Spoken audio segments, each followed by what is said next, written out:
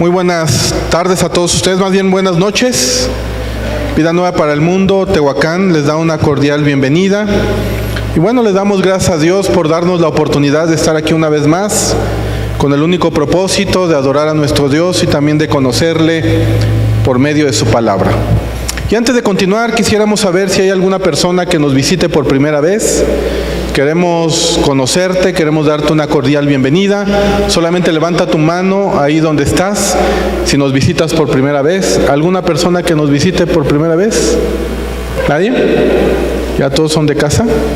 Bueno, pues sean ustedes bienvenidos. Vamos a hacer una oración para iniciar con lo que verdaderamente nos tiene aquí como el centro, que es la palabra de Dios. Así que inclinen su rostro. Señor, te damos gracias, Padre eterno, por tu gran amor y tu misericordia. Hoy estamos delante de ti, dándote gracias por darnos la oportunidad de venir a adorarte, de glorificar tu nombre, pero también de conocerte por medio de tu santa palabra. Hoy te pedimos, Señor, que seas tú hablando a nuestro corazón, a nuestra mente, que sea tu palabra, Señor, dirigiéndose hacia nosotros y que podamos, Señor, escuchar tu voz, no la del hombre, Padre, sino la tuya. Que tus hijos, Señor, como dice tu palabra, tus ovejas oyen tu voz. Y sabemos, Padre Santo, que hoy vas a hablar a la vida de mis hermanos.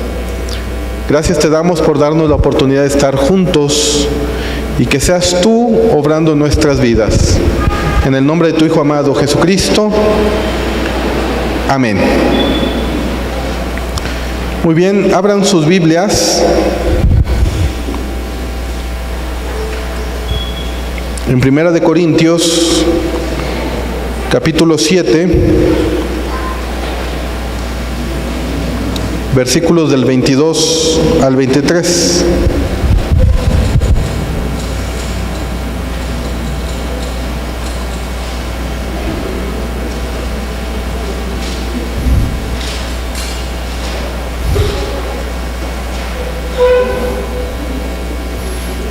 Primera Corintios 7, del 22 al 23. ¿Pueden ponerse de pie para dar lectura a la palabra de Dios? Primera Corintios 7, del 22 al 23. Dice la palabra del Señor: porque el que en el Señor fue llamado siendo esclavo, liberto es del Señor. Asimismo, el que fue llamado siendo libre, esclavo es de Cristo. Por precio fuisteis comprados. No os hagáis esclavos de los hombres. Pueden sentarse.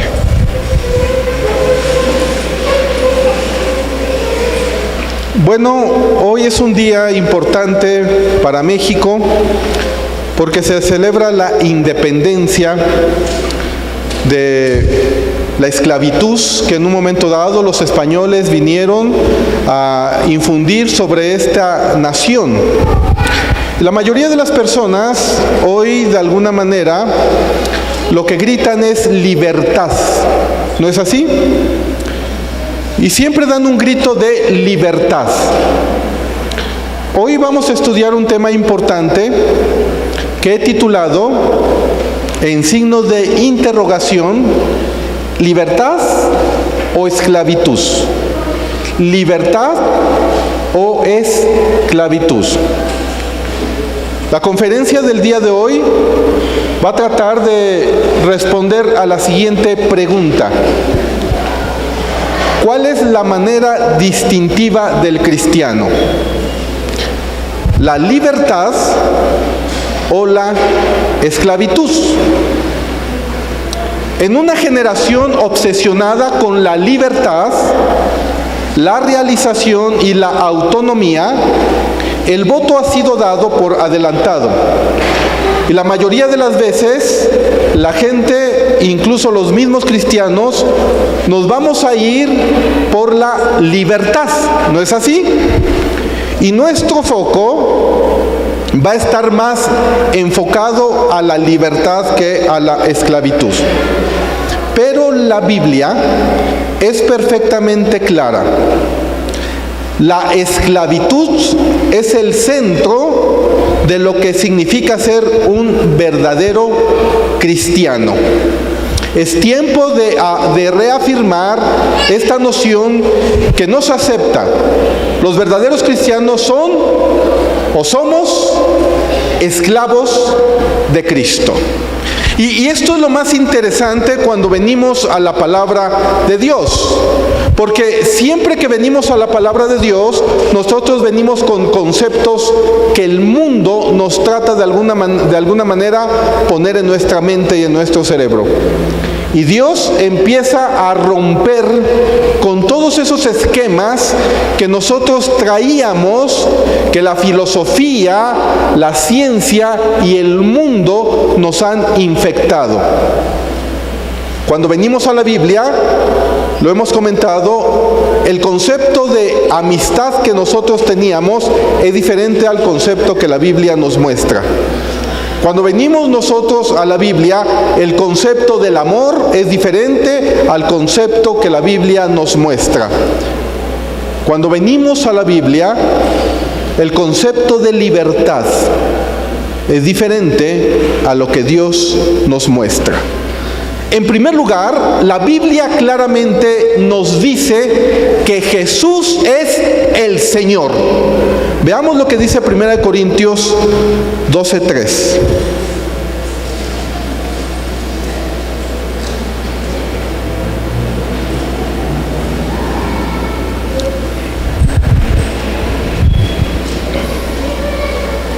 Dice la palabra de Dios: por tanto, os hago saber que nadie que hable por el Espíritu de Dios llama anatema a Jesús. Y nadie puede llamar a Jesús Señor sino por el Espíritu Santo. Jesús es el Señor de acuerdo a la palabra de Dios. Es el artículo distintivo de la cristiandad y marca la confesión esencial de la fe. De hecho, en Romanos capítulo 10, versículo 9, que es uno de los pasajes centrales para poder predicar el Evangelio, nos dice claramente. Vayamos a Romanos capítulo 10, versículo 9.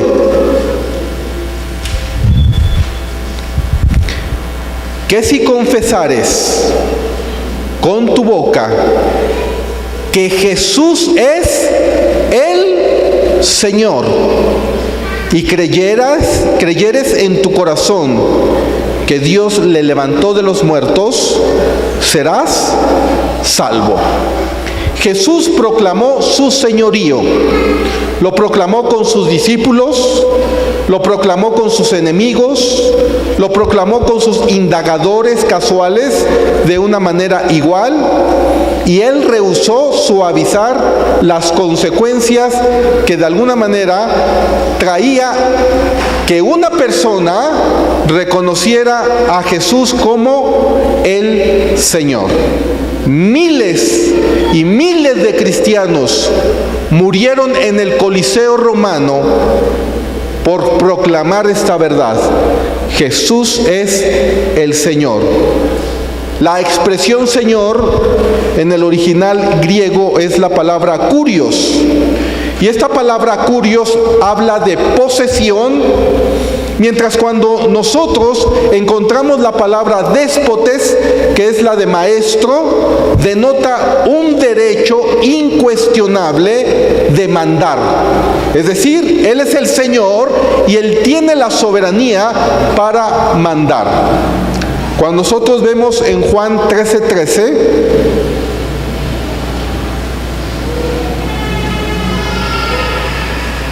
la palabra de Dios dice lo siguiente: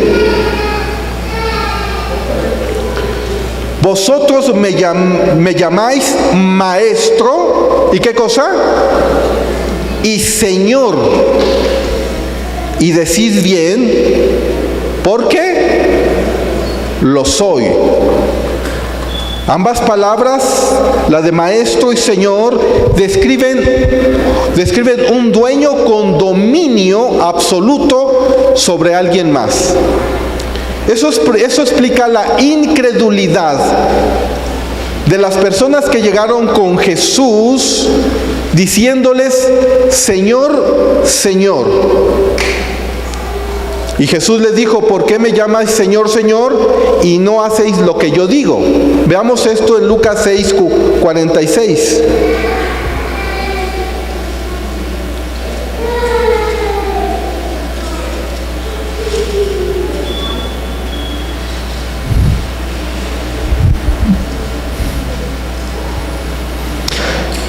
Dice la palabra de Dios, ¿por qué me llamáis Señor, Señor, y no hacéis lo que yo digo? Cualquier persona le podría decir a Jesús, Señor, Señor, Señor.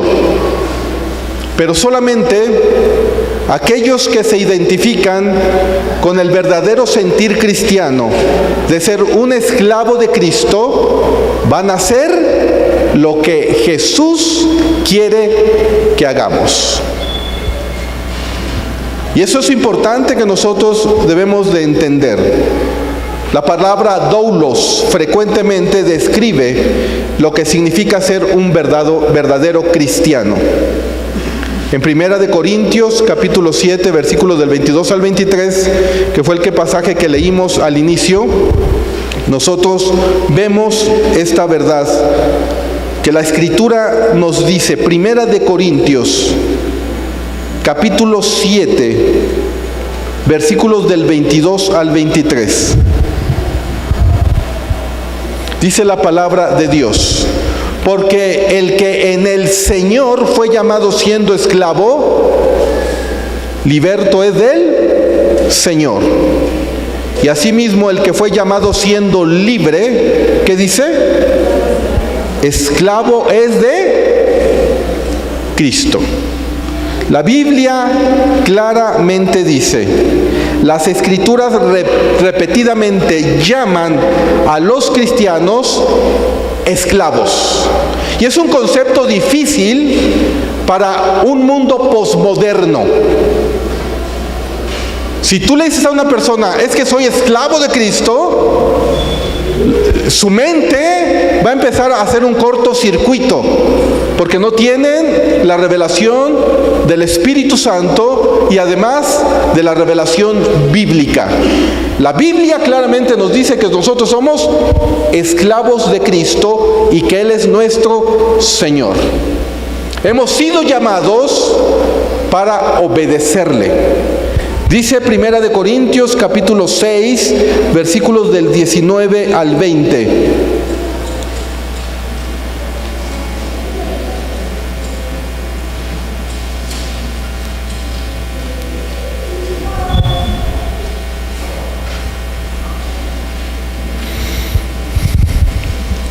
Vean lo que dice la palabra del Señor. ¿O ignoráis que vuestro cuerpo es templo del Espíritu Santo, el cual está en vosotros, el cual tenéis de Dios, y que no sois vosotros, porque habéis sido comprados por precio? Glorificad pues a Dios en vuestro cuerpo y en vuestro espíritu, los cuales son ¿de quién? De Dios. O sea, lo que la palabra de Dios claramente nos dice es que hubo un precio. Ese precio fue la sangre ¿de quién? De Cristo. Y es un precio muy caro que nadie de nosotros podría alcanzar. Solamente el Señor Jesucristo pudo pagar ese precio. Y en el momento en que Jesús pagó el precio, en ese momento nosotros nos volvimos su esclavo. Somos esclavos de Cristo. En Apocalipsis 5:9 volvemos a ver esta verdad donde nos dice que fuimos comprados por precio.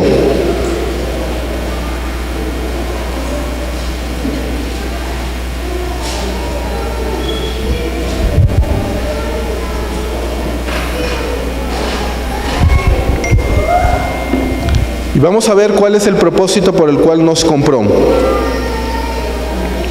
Apocalipsis 5, 9 y 10. Y cantaban un nuevo cántico diciendo: digno eres de tomar el libro y de abrir sus sellos, porque tú fuiste inmolado y con tu sangre nos has redimido para Dios. Esta palabra redimido es rescatado. Fuimos rescatados. ¿Para quién? Para Dios. De todo linaje y lengua y pueblo y nación. Versículo 10. Y nos has hecho para nuestro Dios, ¿qué cosa? Reyes y sacerdotes.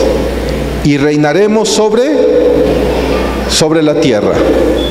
La palabra esclavo no solamente tiene connotación negativa, pero nuestra generación está obsesionada con los conceptos de libertad, realización y autonomía, que la fe salvadora y el discipulado cristiano han sido reducidos al dicho común de que tenemos una relación personal con Cristo. Y no es de que no la tengamos. Lo que la Biblia nos enseña es que la relación personal con Dios está en función de una relación de señor y esclavo. ¿Por qué decimos esto? Porque de alguna manera el mismo Judas, incluso el mismo Satanás, tuvieron una cierta relación personal con el Señor. Pero ellos no se sometieron al señorío ¿de quién? De Cristo. Una persona puede decir: yo tengo una relación personal con Cristo. Pero la pregunta no es solamente si tienes una relación personal con Cristo. Si tu vida de alguna manera está siendo manifestada para que en verdad Cristo sea tu Señor y tú seas su esclavo, y que estés dispuesto o dispuesta a obedecer en todo, ¿a quién? Al Señor. Es decir, la relación personal que nosotros debemos de tener con nuestro Señor es una relación de señorío y una relación donde nosotros nos vemos como esclavos de Cristo. Veamos lo que dice Juan 15:14.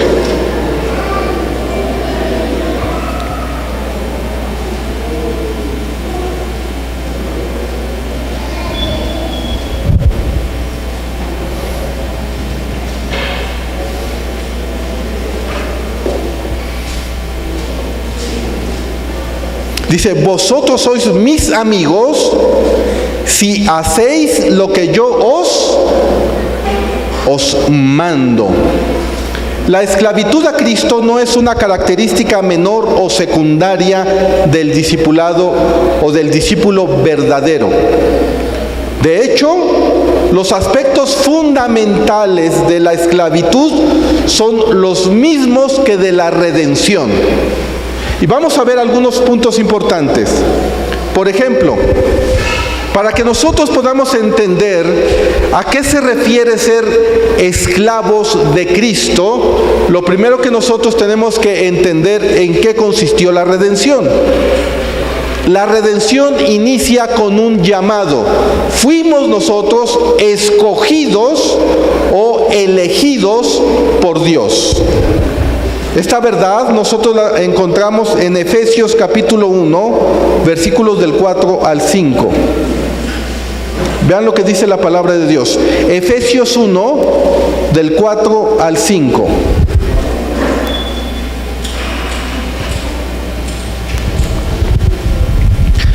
Dice la palabra de Dios: según nos escogió en Él antes de la fundación del mundo, ¿para qué? ¿Nada más para venirnos a sentar y escuchar una bonita conferencia? No, la Biblia no dice eso. Nada más nos escogió nada más para que todos los domingos escuchemos algunos pasajes bíblicos o una conferencia en el internet de tu predicador favorito, el que tú quieras. No. La Biblia claramente dice: según nos escogió antes de la fundación del mundo para que fuésemos santos y sin mancha delante de ¿quién? De Él. Es decir, el verdadero cristiano es un verdadero esclavo, y un esclavo hace lo que su amo le dice. Esa es la relación personal que nosotros debemos de tener con nuestro Señor. En el versículo 5 dice: en amor, habiéndonos predestinados para ser adoptados hijos suyos por medio de Jesucristo, según el puro afecto de su voluntad. Nosotros debemos entender que Cristo pagó un precio muy alto por nosotros. Fuimos comprados a un precio muy alto, su sangre. En 1 Corintios capítulo 6, versículo 20, que ya lo leímos, dice lo siguiente: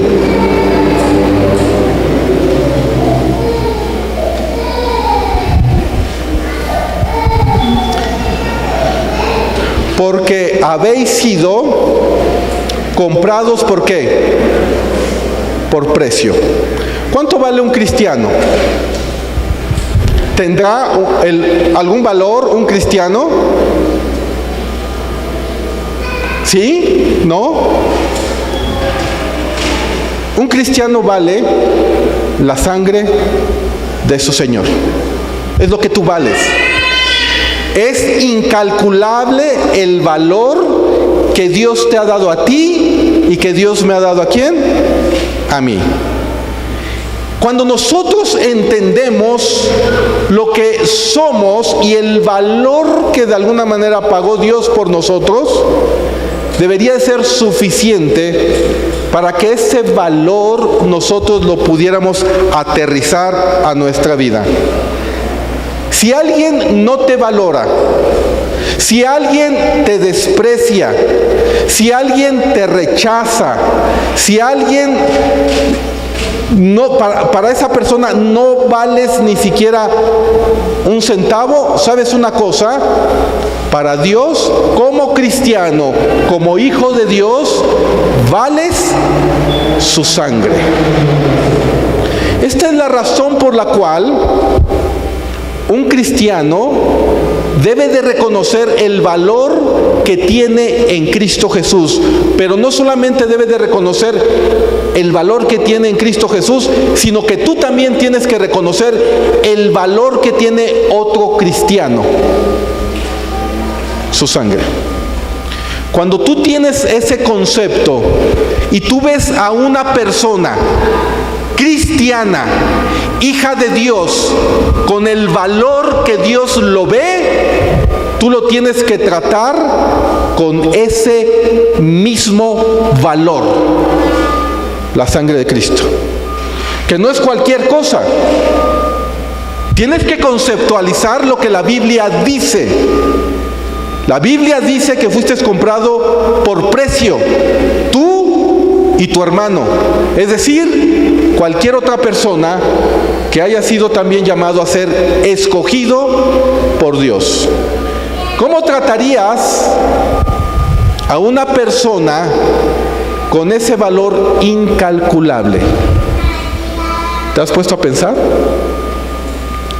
Dios lo ve así, y Dios nos transmite a nosotros que lo debemos de ver de esa misma manera. Nosotros debemos entender que hemos sido hechos parte de su propiedad. Vean lo que dice Romanos 14 del 7 al 9.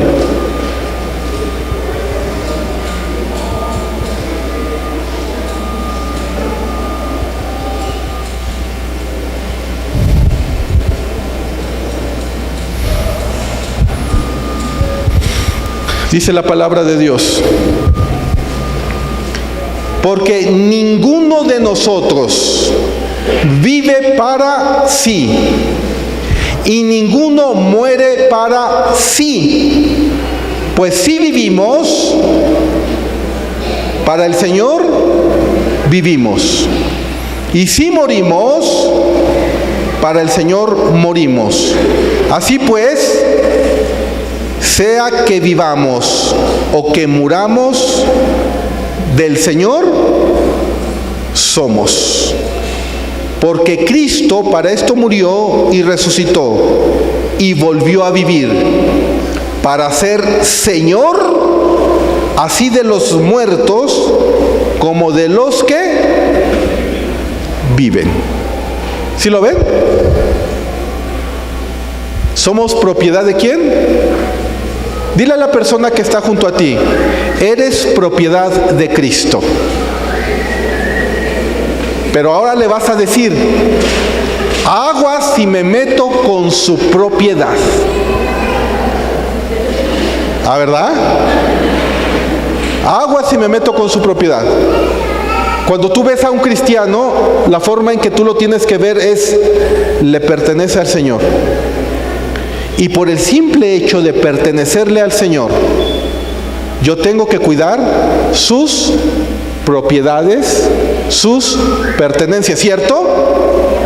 Y si tú sabes que esa persona le pertenece al Señor, tienes que ¿qué? Que cuidarla, que cuidarlo. ¿Por qué? Porque no son tuyos, ¿son de quién? Del Señor. ¿Qué harías si te encontraras con un carro que te lo dejaran de alguna manera cuidar y que digan, ¿sabes qué? No es tuyo, te pido por favor que me lo cuides, es de gran valor, es de mucho aprecio para mí? ¿Qué harías si chocaras ese carro?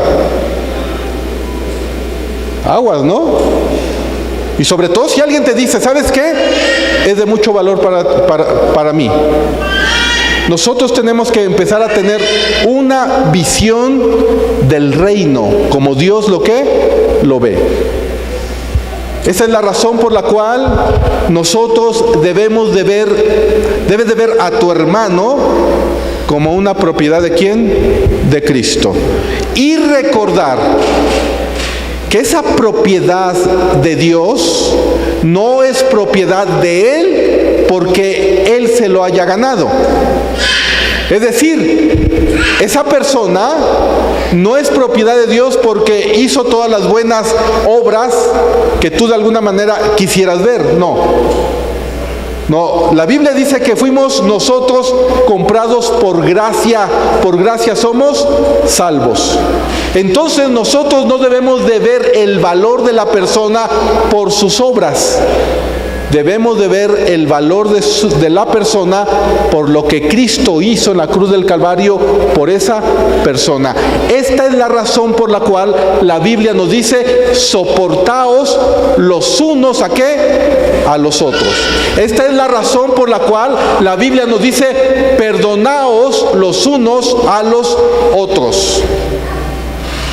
Por el valor que Dios le ha dado a cada hijo de Él, no por sus obras, sino por su obra, la que hizo en la cruz ¿de quién? Del Calvario. De hecho, el perdón es algo que nos cuesta mucho trabajo hacer y pedir, ¿o no?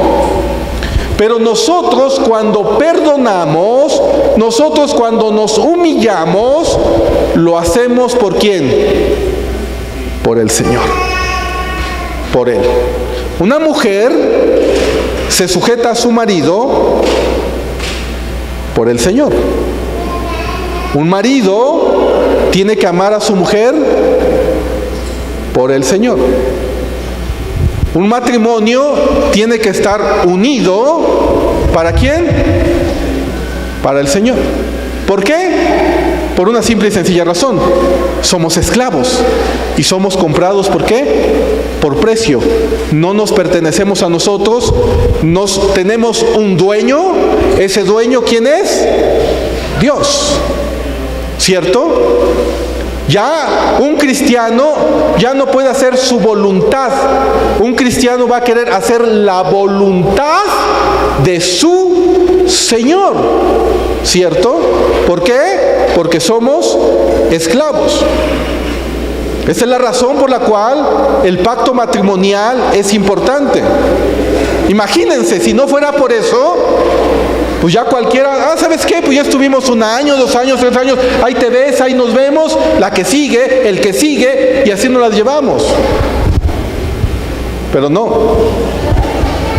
Nosotros no somos dueños ya de nosotros mismos. ¿Le pertenecemos a quién? A Cristo. Y estamos sujetos a su voluntad y a su control. Vean lo que dice el libro de Hechos 5:29.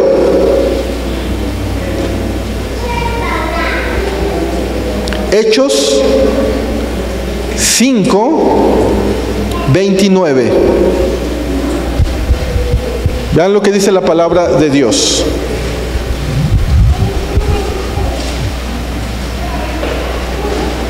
Respondió Pedro y los apóstoles.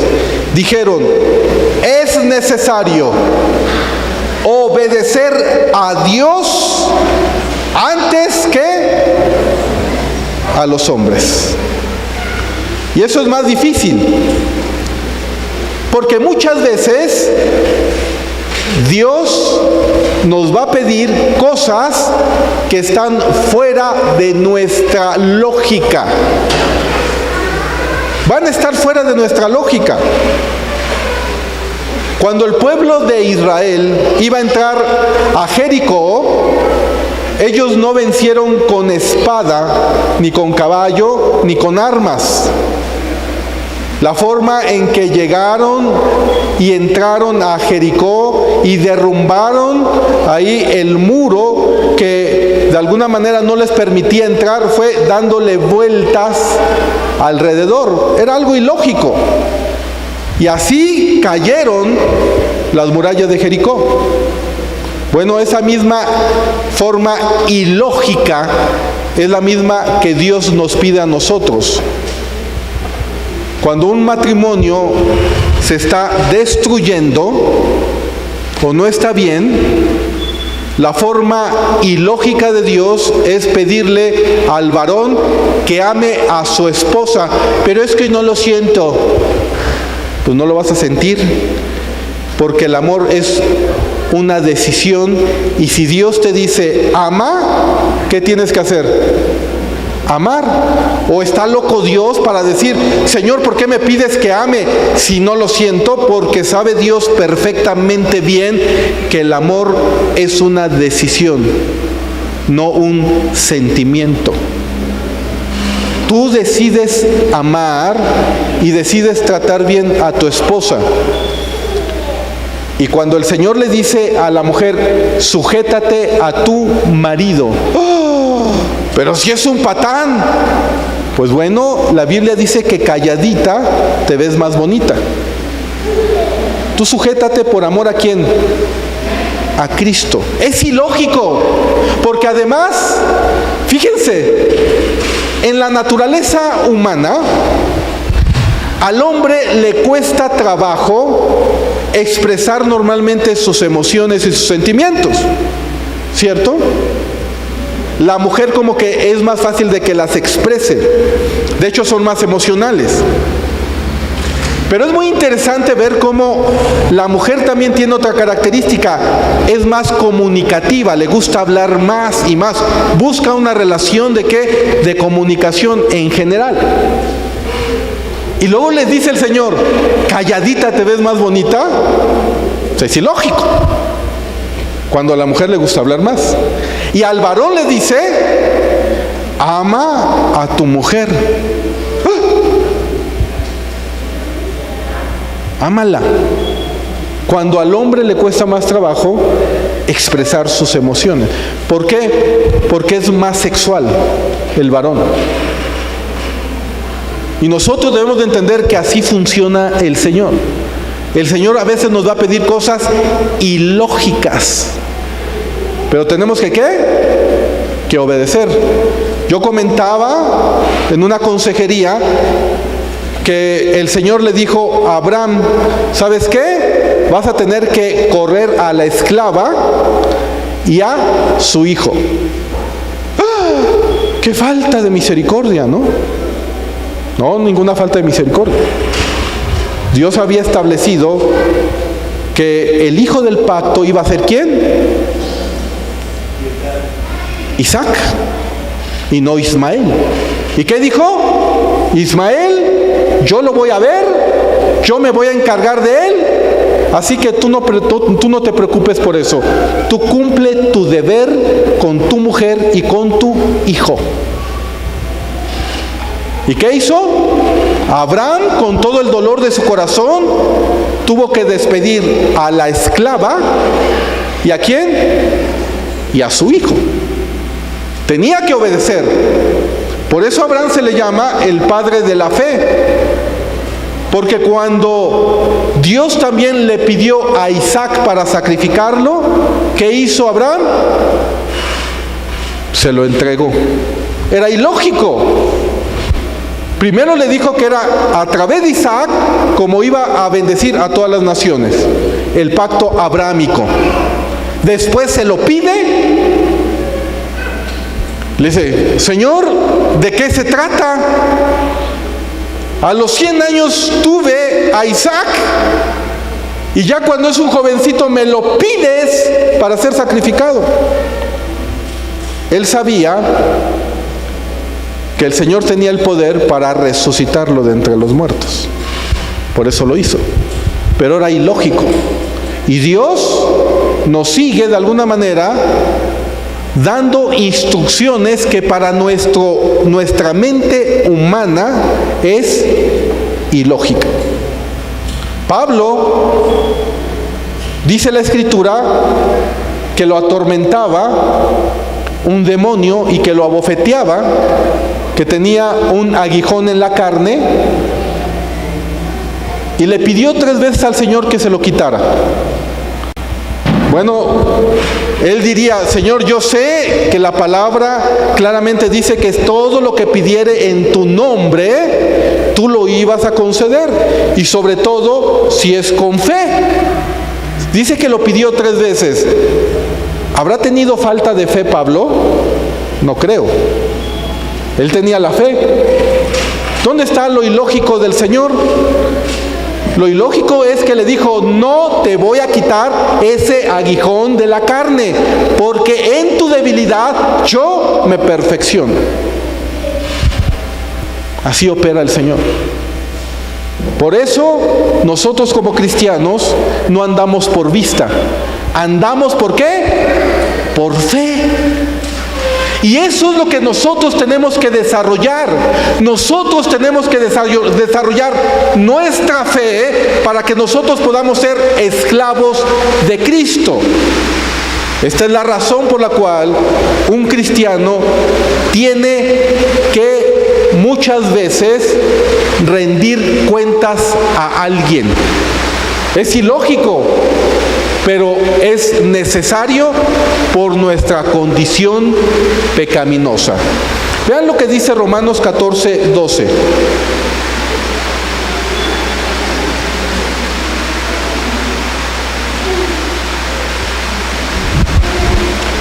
Somos llamados a rendir cuentas.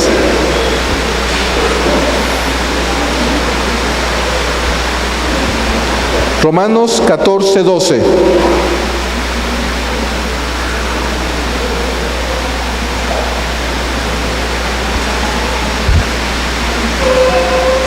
Dice, de manera que cada uno de nosotros dará Dios cuenta, ¿de qué?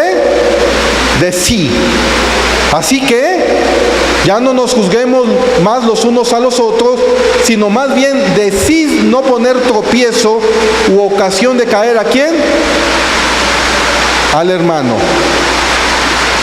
Nosotros debemos de entender también que como esclavos de Cristo podemos recibir recompensas o podemos recibir también castigos o disciplina. Esto lo vemos claramente en el libro de Hebreos, capítulo 12, versículos del 5 al 11.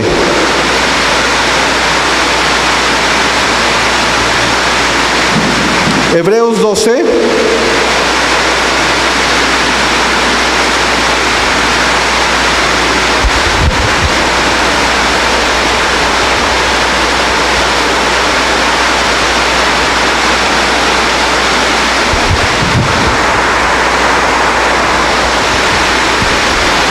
Dice la palabra de Dios. Y habéis ya olvidado la exhortación que como a hijos se os dirige, diciendo: Hijo mío, no menosprecies la disciplina del Señor, ni desmayes cuando eres reprendido. ¿Por quién? Por Él. Porque el Señor al que ama, ¿qué dice? Disciplina. Y azota todo el que recibe por hijo. Si soportáis la disciplina, Dios os trata como a hijos. ¿Por qué? ¿Qué hijo es aquel quien el Padre no disciplina? Pero si se os deja sin disciplina, de la cual todos han sido participantes, entonces sois bastardos y no hijos. Por otra parte, tuvimos a nuestros padres terrenales que nos disciplinaban y los venerábamos. ¿Por qué no obedeceremos mucho mejor al Padre de los Espíritus y viviremos? Y aquellos ciertamente por pocos días nos disciplinaban como a ellos les parecía. Pero para lo que nos es provechoso, para que participemos ¿de qué? De su santidad. En verdad que ninguna disciplina al presente parece ser causa de gozo, sino de tristeza. Pero después da fruto apacible de justicia a los que en ella han sido ejercitados. Es decir, que la disciplina es un ejercicio dentro de la vida cristiana. ¿Por medio de quién? Del Padre. Tenemos que ser disciplinados. Y también es un distintivo de un verdadero hijo de Dios. Cuando nosotros somos disciplinados, Señor, gracias, porque es la evidencia de que soy tu hijo. Preocúpate si no eres disciplinado por el Señor. Preocúpate. Ahí sí preocúpate. Pero si el Señor te disciplina, y muchas veces te va a disciplinar de muchas maneras, para empezar ¿a qué? A eliminar el orgullo que tú traes y el orgullo que yo traigo. ¿Por qué? Porque el Evangelio es una invitación no a la libertad, sino a la esclavitud. Por un lado, es cierto, el Evangelio es una proclamación de libertad al cautiverio del pecado y a la libertad de las personas que están deshechas por la esclavitud de Satanás. Una persona sin Cristo es una persona esclava de Satanás y esclava ¿de quién? Del pecado. Dios nos libera de la esclavitud del pecado y de la esclavitud ¿de quién? De Satanás. Nos compra por precio y nos llama a otra esclavitud.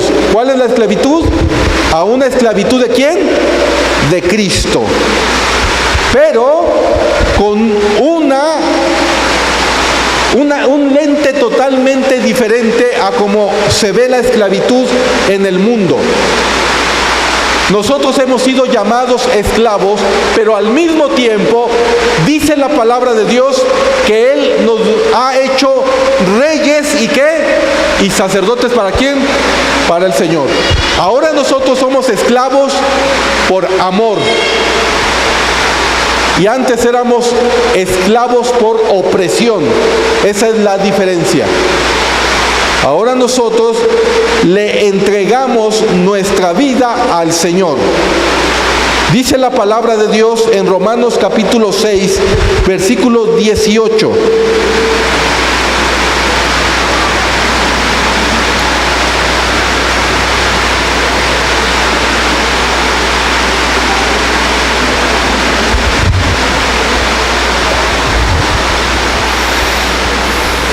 y libertados del pecado, venisteis a hacer ¿qué cosa? Siervos de la justicia. Esta palabra siervos es la palabra doulos, que significa esclavos. Hemos sido llamados a ser esclavos de Cristo. En Primera de Pedro, capítulo 2, versículo 16.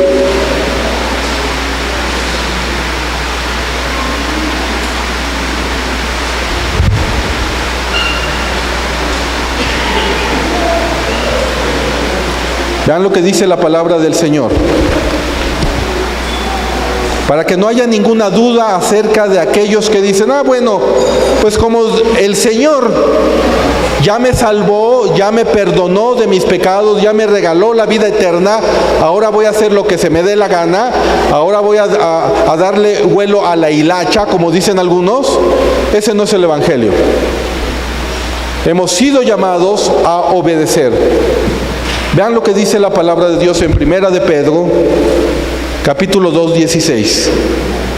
Como libres, pero no como los que tienen la libertad como pretexto para hacer ¿qué cosa? Lo malo, sino como ¿qué cosa? Siervos de ¿quién? De Dios. Versículo 17. Honrad a todos, amad a los hermanos, temed a Dios, honrad ¿a quién? Al Rey. Y si seguimos leyendo, tenemos más instrucciones de parte de Dios. Vean lo que dice el versículo 18. Criados, estad sujetos con todo respeto ¿a quién? A vuestros amos, no solamente a los buenos y afables, sino también ¿a quiénes? A los difíciles ¿de qué? De soportar. ¿Y saben una cosa? Esto también es ¿para quién? Para las esposas que tienen maridos difíciles ¿de qué? De soportar. O para maridos que tienen esposas difíciles ¿de qué?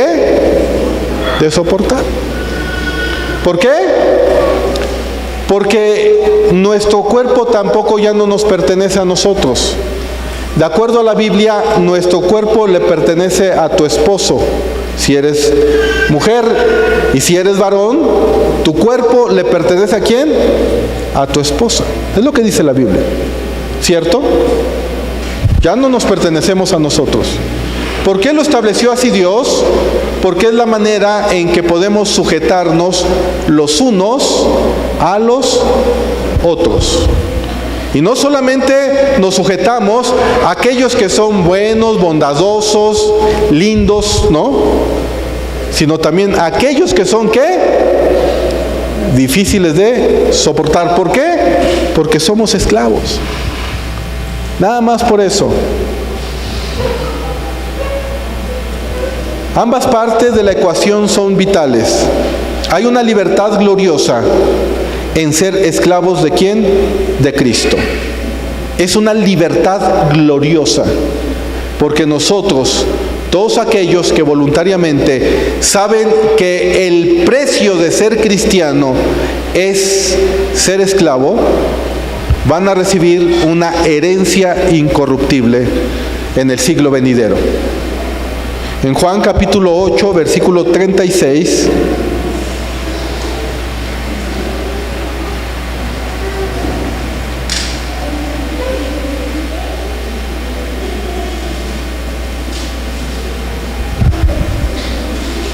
dice la palabra de Dios: así que si el Hijo os libertare, seréis verdaderamente libres. Pero significa el final de la autonomía humana para el verdadero seguidor de Cristo. En otras palabras, todos sirven a un Señor. Todos somos esclavos de una forma o de otra. Lo que la Biblia nos dice es: o eres esclavo de Satanás y del pecado, y vas a vivir la opresión del mismo pecado, las consecuencias del pecado, y también de la opresión de Satanás, o eres esclavo ¿de quién?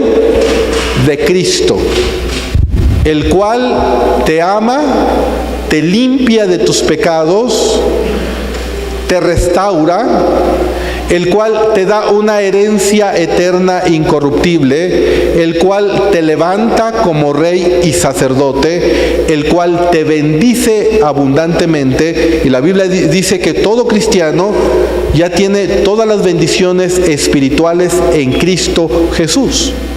Y además, por ser linaje de Abraham, tenemos todas las bendiciones que Dios de alguna manera le ofreció al pueblo de Israel. Todas las bendiciones. ¿Las tenemos por qué? Por Cristo. Porque Cristo es la simiente ¿de quién? De Abraham. Y por medio de la simiente de Abraham, nosotros entonces recibimos todas las bendiciones que iban para el pueblo de Israel y para todos aquellos que también venían de el Mesías, que es Jesucristo. ¿Cómo recibimos las bendiciones? Por medio de la fe. Ahí están. Depende de ti si lo crees o no lo crees. Y la fe tiene que ver con la obediencia en el Señor. No existe una manera legítima de adaptar el mensaje para hacerlo más atractivo a la gente. Quien admira a Jesús, pero no está preparada o preparado para servirle. Una persona puede admirar al Señor, pero la Biblia no nos dice que fuimos llamados a admirarlo. La Biblia dice que fuimos llamados a seguirlo y a obedecerle, porque Él es el Señor. Él es el creador de los cielos y de la tierra. Entonces nosotros podemos concluir lo siguiente: sí, hemos sido libres del pecado, hemos sido libres de Satanás, pero ahora somos esclavos ¿de quién? De Cristo. Bajo esta perspectiva, entonces nosotros nos encontramos con una tipología en el Antiguo Testamento.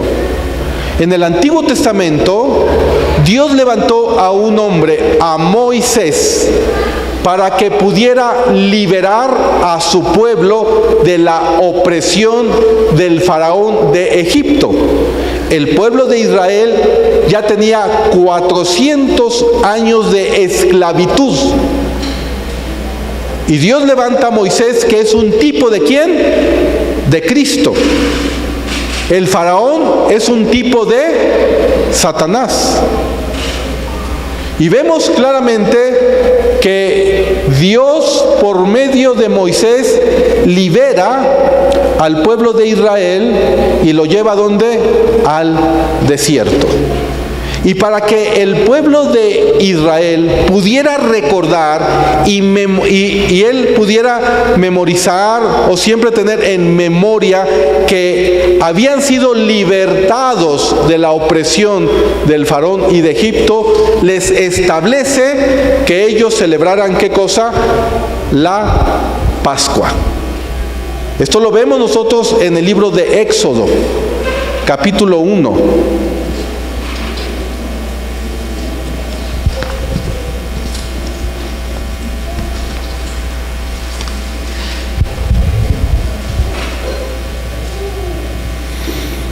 Éxodo, capítulo 12, a partir del versículo 1.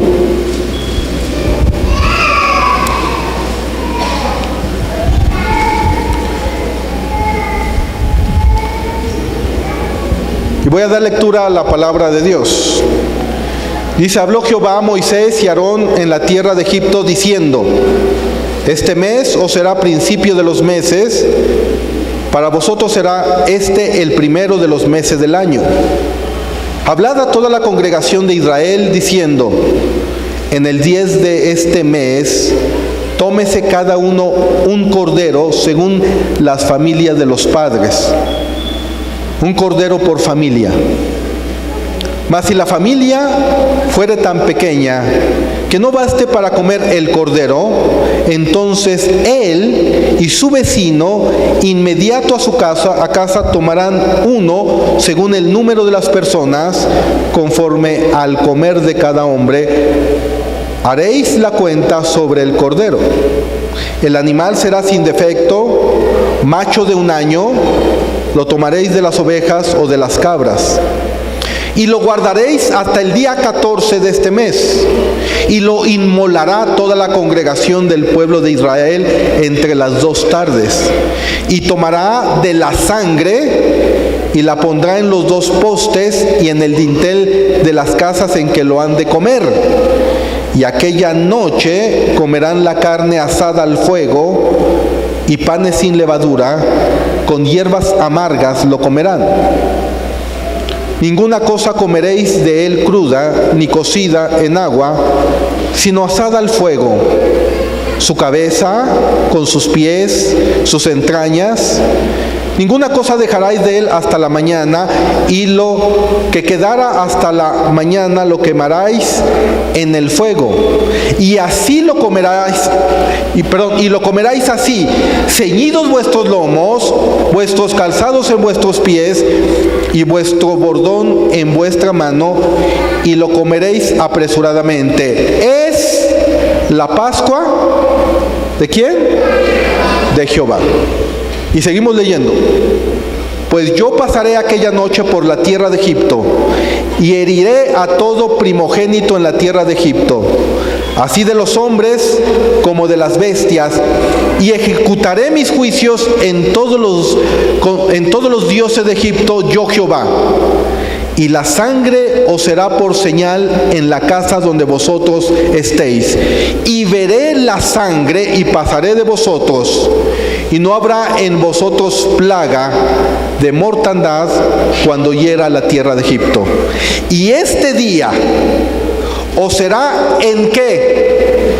En memoria, y lo celebraréis como fiesta solemne para Jehová durante vuestras generaciones. Por estatuto perpetuo lo celebraréis. La Biblia dice que ahora nuestra Pascua es el Señor Jesucristo. Él fue el Cordero inmolado que quitó el pecado de cada uno de nosotros. Y esta es la razón por la cual nosotros tenemos que, de alguna manera, celebrar la libertad que Cristo nos dio del pecado y de Satanás. Pero además, no solamente debemos de celebrar la libertad, sino también, de acuerdo a lo que estamos nosotros compartiendo en esta noche, la sumisión a nuestro Señor como esclavos ¿de quién? De Cristo. ¿Sí me explicó? Porque nosotros podríamos celebrar de alguna manera de la libertad que el Señor nos dio. Pero el Evangelio también nos habla de que nosotros nos debemos de someter al señorío ¿de quién? De Cristo. Y no es lo mismo celebrar la libertad en Cristo sin reconocer su señoría. Hoy vamos a celebrar la Cena del Señor, pero bajo estas dos perspectivas: la libertad que Dios hizo, o que Cristo hizo por nosotros, del pecado y de Satanás, pero al mismo tiempo la rendición que nosotros le tenemos que dar al Señor como esclavos de Cristo. Para que nosotros de alguna manera podamos celebrar esta cena del Señor, que está instituida en 1 Corintios capítulo 11, versículos del 23 al 26. que vamos a leer para que vean cómo tiene una armonía la palabra del Señor. 1 Corintios 11, del 23 al 26. Dice la palabra del Señor: porque yo recibí del Señor lo que también os he enseñado, que el Señor Jesús, la noche que fue entregado, tomó pan, y habiendo dado gracias, lo partió y dijo: tomad, comed, esto es mi cuerpo que por vosotros es partido. Haced esto en memoria de mí. Asimismo tomó también la copa después de haber cenado, diciendo: esta copa es el nuevo pacto en mi sangre. Haced esto todas las veces que lo bebiereis, en memoria ¿de quién? De mí. Así pues, todas las veces que comiereis este pan y bebiereis esta copa, la muerte del Señor anunciáis hasta que Él venga. ¿Cuál es el propósito por el cual nosotros debemos celebrar la Cena del Señor? Nosotros tenemos que hacerlo en memoria ¿de quién? De Él. Porque Él fue nuestra Pascua. Él fue el Cordero inmolado. Él fue el que nos liberó del pecado y de las garras de Satanás y también de la muerte eterna. Pero al mismo tiempo, Él es nuestro Señor. ¿Quiénes deben de participar en la Cena del Señor? Número 1, aquellos que reconocen a Jesucristo como su Señor y su Salvador en toda su vida. Un cristiano que de alguna manera se evalúa a sí mismo. Un cristiano que de alguna manera le rinde toda su vida al Señor. Un cristiano que de alguna manera quiere agradar a su Señor. Las condiciones para que podamos nosotros participar en la Cena del Señor las encontramos ahí mismo en 1 Corintios 11, del 27 al 34. Para que de alguna manera aquellas personas que hoy van a participar en la Cena del Señor lo puedan participar con conocimiento bíblico. Dice la palabra de Dios. Versículo 27. De manera que cualquiera que comiere este pan o bebiera esta copa del Señor indignamente, será culpado del cuerpo y de la sangre ¿de quién? Del Señor. Por tanto, pruébese cada uno a sí mismo y coma así del pan y beba de la copa. Porque el que come y beba indignamente, sin discernir el cuerpo del Señor, juicio come y bebe ¿para quién? Para sí. Por lo cual hay muchos enfermos y debilitados entre vosotros, y muchos duermen. Si pues nos examinamos a nosotros mismos, no seremos, ¿qué dice? Juzgados. En pocas palabras, lo que la palabra de Dios nos dice es que solamente podemos participar en la Cena del Señor aquellas personas, en primer lugar, que han recibido a Jesucristo como su Señor y su Salvador. En segundo lugar, aquellas personas que tienen un verdadero arrepentimiento delante de Él. No que nunca hayas pecado. Lo que el texto nos dice cuando te dice pruébate a ti mismo, significa que si tú quieres participar de la Cena del Señor, hoy mismo tú te puedes arrepentir de tus pecados. Pero el arrepentimiento significa no solamente un remordimiento, sino dejar el pecado que tú estás de alguna manera cometiendo.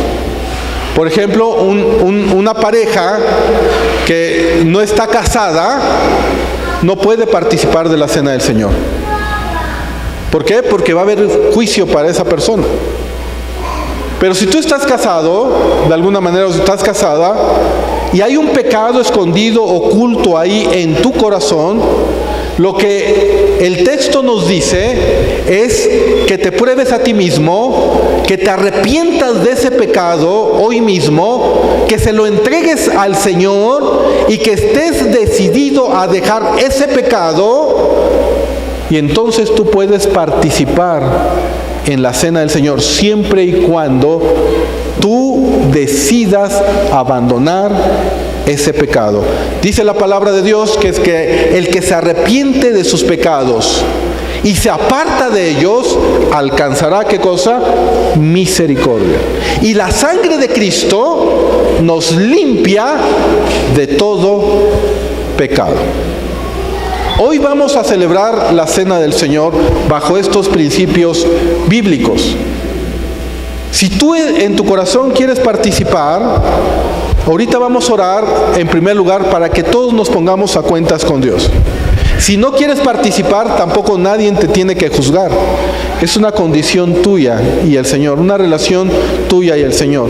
Pero es 1000 veces mejor decirle al Señor, pues déjame hacer lo que tenga que hacer para después poder, de alguna manera, con una limpia conciencia, poder venir y participar en la cena del Señor. En este momento le voy a pedir a los edecanes que repartan lo que representa el vino y el pan, que es un jugo de uva con un pedazo de galleta. Y recordemos que estos son símbolos nada más, no hay ningún poder en ellos. La Biblia claramente nos dice que tiene como principal objetivo celebrar la cena del Señor, es en memoria de ¿quién? Del Señor. Así que los que quieran participar, tomen un jugo de uva y una galletita para que puedan participar. Algunos me preguntan, bueno, ¿los niños pueden participar? Yo creo que no es el momento. ¿Por qué? Porque los niños no tienen esa conciencia. Lo van a ver como un juego y no podemos de alguna manera tomar la cena del Señor indignamente, al menos que ya sea un niño consciente de su salvación y de lo que significa la cena del Señor, y los padres estén absolutamente con la certeza de lo que significa. Mientras, yo recomiendo que los niños no participen.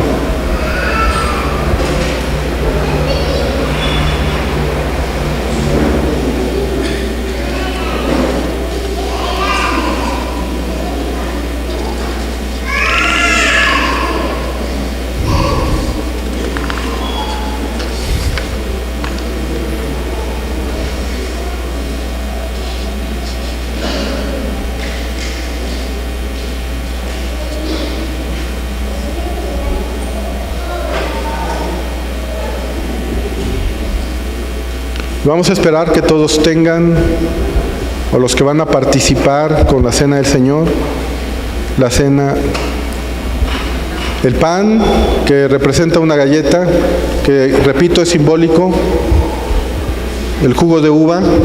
Lo tenemos que hacer con seriedad, lo tenemos que hacer con solemnidad.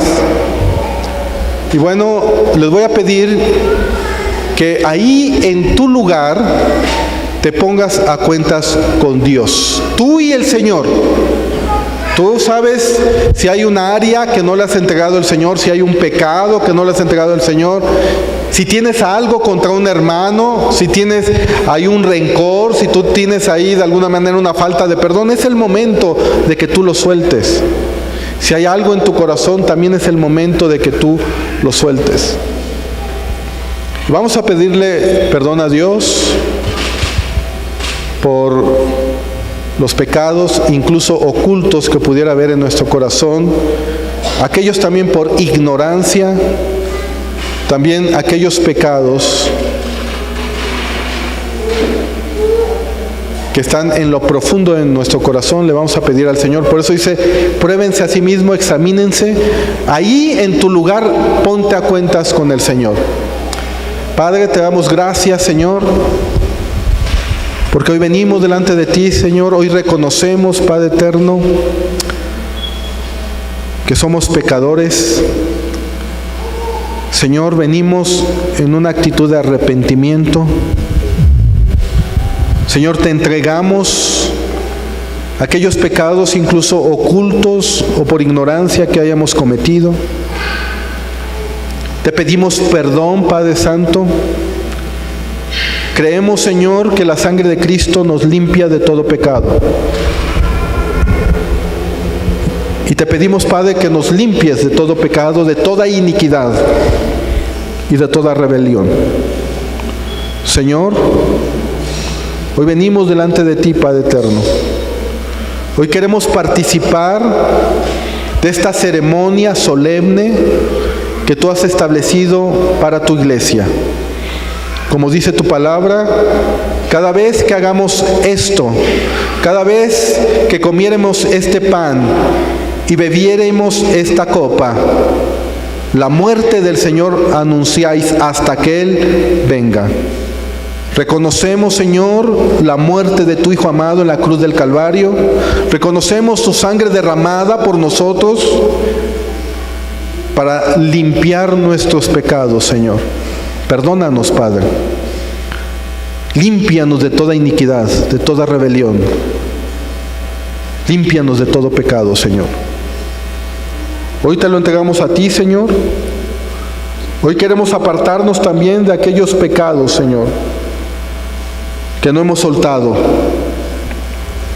Hoy te pedimos que nos ayudes, Padre, y que seas tú obrando en nuestras vidas, para que podamos, Señor, no solamente celebrar el día de hoy la libertad que tenemos en ti, en tu Hijo amado, en Cristo, una libertad que nos has dado del poder del pecado y de las obras de Satanás, sino que también, Señor, queremos reconocer a tu Hijo amado como nuestro Señor, y queremos reconocernos nosotros como doulos, como siervos, como esclavos de Cristo.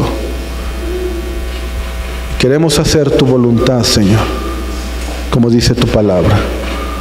A ti te damos la gloria, Señor, y la honra, en el nombre poderoso de Cristo Jesús.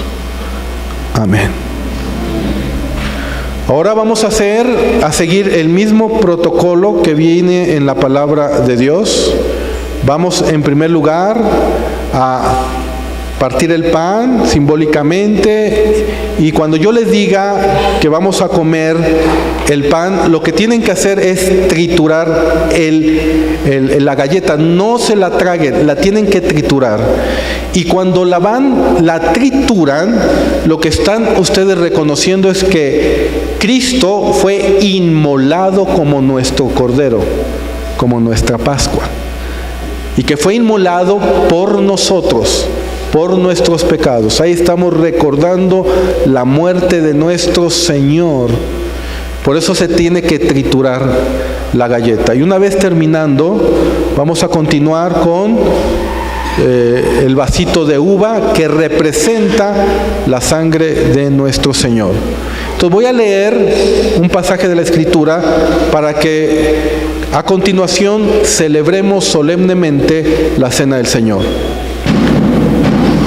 Y habiendo dado gracias, Señor, te damos gracias, Padre, por darnos la oportunidad de poder estar aquí celebrando esta cena constituida por ti, con el propósito, Señor, de hacer memoria de ti hasta que tú vengas. Partió el pan y dijo: tomad, comed esto, este es mi cuerpo que por vosotros es partido. Haced esto en memoria de mí. Tomemos la galleta.